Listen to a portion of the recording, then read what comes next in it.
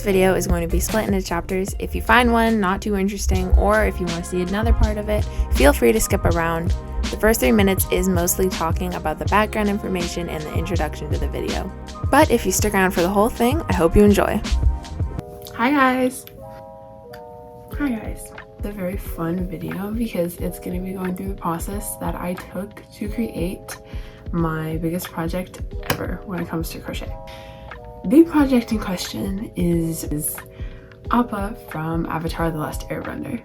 I personally have not watched the show. I'm just going to start out and say that, not an educated Avatar fan. And you might be like, well girl, that makes no sense. How are you supposed to make something that you know nothing about, and how do you love it so much? That makes no sense to you and me. And I'm like, okay.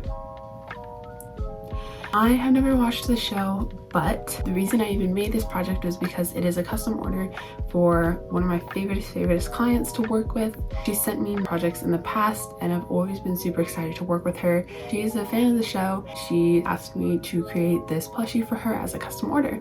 It was very fun to work with her, and through turning the character into a plushie, I learned a little bit more about the design of the character. I don't know anything about the show, but I made a thing and I love it very much. I created Appa over the course of 3 months. This video I took clips from over the course of me making the plushie.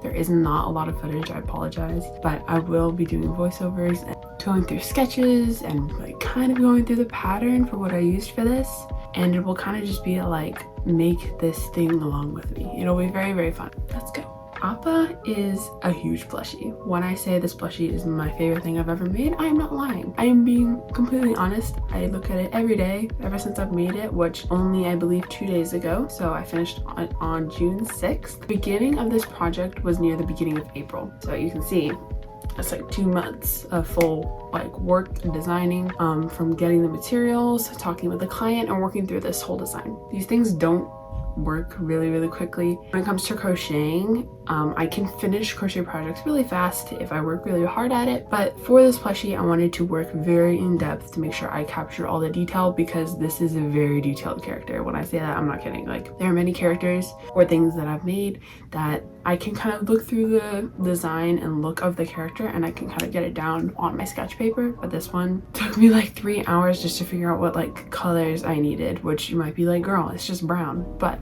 I have some of that footage from when I was actually in Palm Springs. Yes, I was on my spring break and I got the notification that my client wanted to work with me, and I was very excited.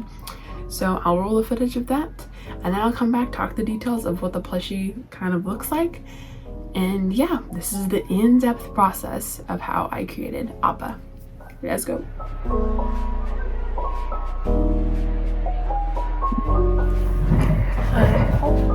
So, little update.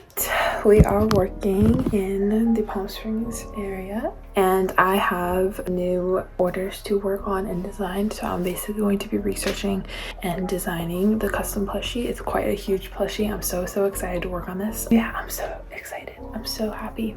We're rebranding the banner labels and everything that goes into a YouTube channel. So yeah.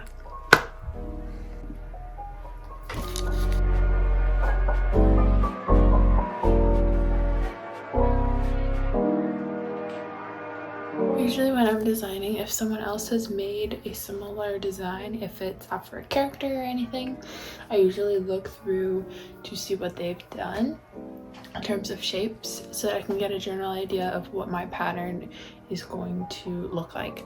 So for instance, if I'm kind of collecting legs, how am I going to connect the legs? So I can kind of get a gist of what needs to be done. So it's definitely a helpful tip if you don't know where to start. Also, if you're making a character, make sure you look up the character design, or it doesn't even have to be a crochet plushie. If you're looking up a regular plushie, you can also see the shapes and parts of the character that you need to make into shapes. That way you can go from there. For this character, I'm working on Appa from Avatar the Last Airbender. It's a very adorable character. It's going to be quite large, so I have to make sure I get the dimensions on the face correct and every measurement and all of that. So yeah, basically I have to look through all of the characters' features from the way the face lines up with the legs and the body. It's very important to make sure you get the dimensions correct on characters. So to get an idea of it, I just look through photos, and that way I can get a better grasp. Welcome back. So this is present day me. I'm going to go through what the finished design looks like. Here he is. Here is the fluffy boy. For comparison, I am around 5'7". Here's how big he is. I'm wearing shorts, so you're safe, okay? Girl, like, he's huge. He's made out of 2 different types of yarn. One being, I believe, a Sherpa yarn by Bernat blanket yarn. It's called like Quick Stitch or something like that. I'll insert a photo of like the yarn right here, okay? I also used the most favorited and the best yarn on the planet, like this personal preference. I really like this yarn. It's the Premier Parfait chunky yarn. That yarn is something else, and when I say something else, like, it just works up really nicely. And there's many reasons why I chose this yarn for this project, and I'll talk about it more in depth. Choosing yarn and color coordination. When picking yarn, it makes a huge difference in the amount of detail you can get in a project. Appa has a lot of details, so I wanted a yarn that was soft but also thinner so I could get all the lines and little parts accurately. I chose Parfait yarn because I could get all the more tiny details. It's pretty affordable and comes in a huge array of colors, including all the browns and grays I needed. The yarn is about $4.50 a skein, and for this project I needed 5 different shades. I chose toffee, espresso, mushroom, seal, and cream. Color coordination. In order to get the most bang for our buck, what I wanted to do was collect most colors that would coordinate with each other. I knew cream was going to be a color I used very often in this project, so I didn't worry about it matching anything because it is used on the body, legs, head, ears, and tail. Other colors like seal and toffee were ones that I needed to coordinate with other uses. I used color toffee on the tail, the arrow, the body, and the eyes. The color seal I used on the horns and the face. The only color that didn't have multiple uses was mushroom because I only used it once on the face. Pattern designing. Here are the sketches I created while making Appa. To make sure it was easier for me to work, I broke it down and made it into step by step, shape by shape. I broke it up into 3 major shapes because I had forgotten the tail at first. There are technically 4. And the smaller shapes like horns, mouth, noses, and toes, and everything else. I tackled the head first so that the body would be in right proportion. I first made the base of the head, which was a huge sphere made from the seal colored yarn. Then I made the hat, which was made from cream. I attached the hat to the head and then sewed on the little pieces to the face, including the mouth, nose, horns, arrow, and popped on the safety eyes. The next part I made was the body. This was a huge cylinder made from cream colored yarn. After that was done, I attached it to the head. Next, I crocheted the stripes and sewed them onto the back, connecting them with the arrow that was on the head. Following that, I made 6 legs, including all the toes and paws, and I placed them on accordingly onto Appa. The final big piece to make was the tail, which I almost forgot.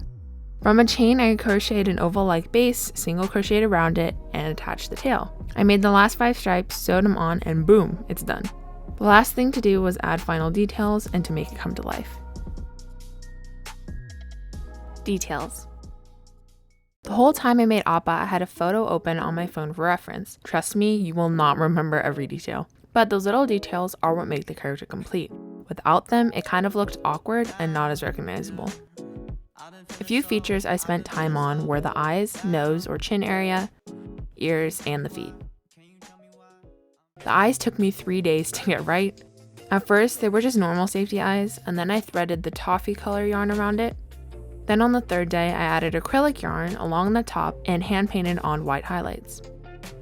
This made a huge difference in the feeling it gave off. Now these big eyes gave it a more curious and accurate look. The chin and nose area gave me quite a lot of trouble at first. For the nose, I originally had it threaded on with the espresso yarn, but it looked kind of flat and derpy.